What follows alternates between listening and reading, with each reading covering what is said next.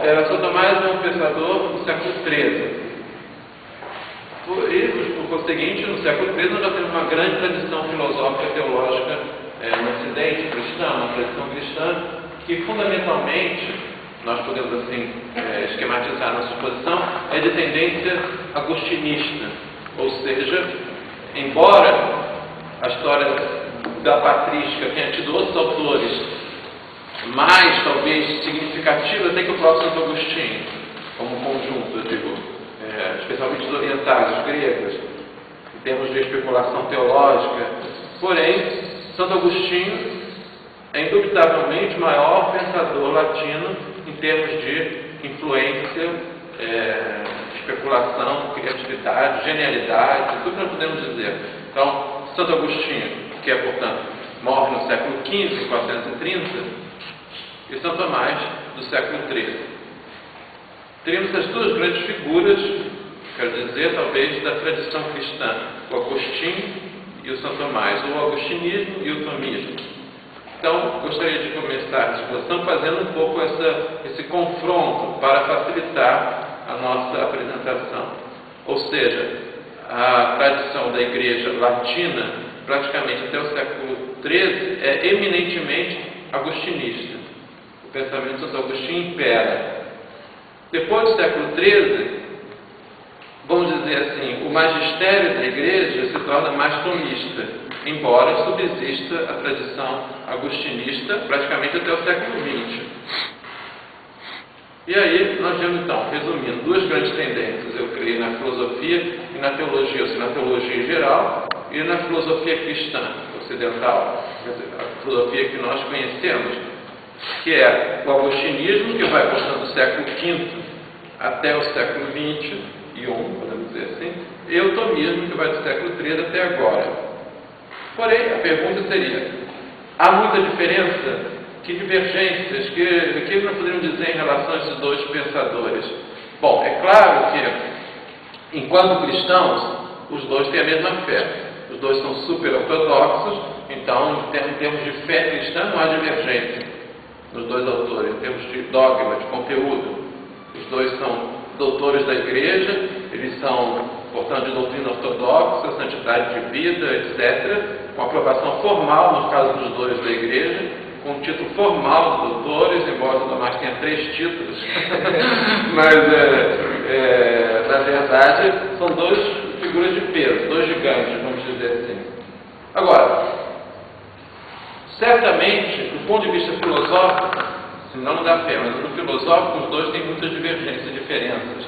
Quais seriam essas diferenças? Talvez isso nos ajude a contextualizar o problema da investigação, da pesquisa teológica e filosófica no nosso tempo.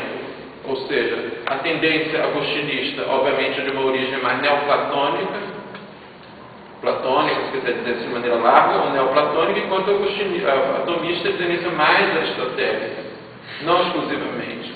Bom, em concreto, ou seja, se nós pudermos caracterizar essas duas correntes, em termos de fonte, de origem, o Agostinho tem sua paternidade filosófica na filosofia neoplatônica, no Plotino, na tradição até cristã neoplatônica, que, portanto, começa no século IV, vem até aqui, 3, 4, vem até Agostinho, depois continua, e o tomismo se baseia fundamentalmente na redescoberta do pensamento aristotélico. E, ao mesmo tempo, como tinha que ser, uma tentativa de fazer um diálogo com a tradição agostinista platônica, que o São Tomás herdou, com essa novidade aristotélica.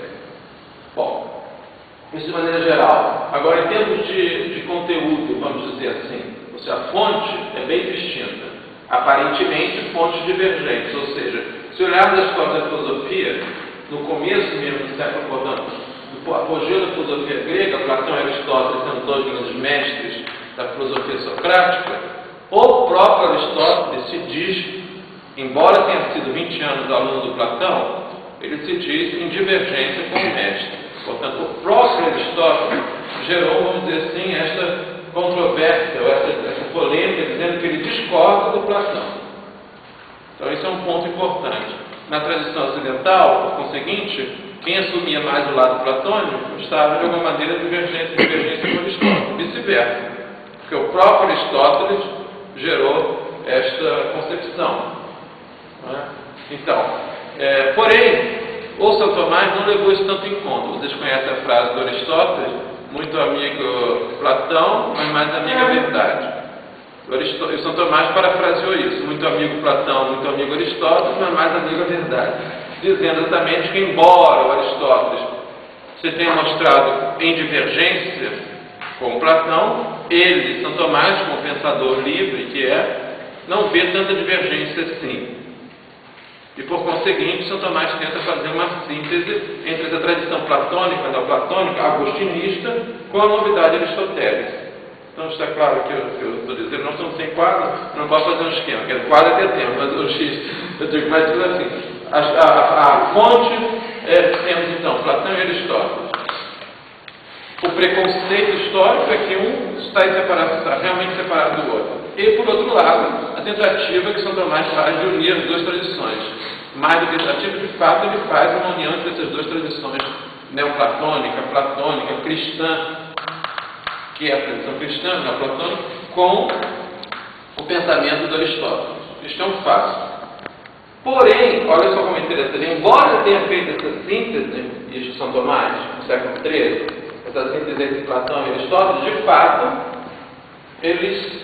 São Tomás assumiu uma filosofia que é muito mais, vamos dizer assim, concreta, realista, do que a filosofia de Santo Agostinho. Muito mais, vamos dizer, precisa na sua formulação, isso que dá uma força enorme à especulação tomista. Ou seja, no século XIII, São Tomás tem essa grande tarefa de fazer um diálogo entre a tradição cristã, que é neoplatônica, insisto, e Aristóteles.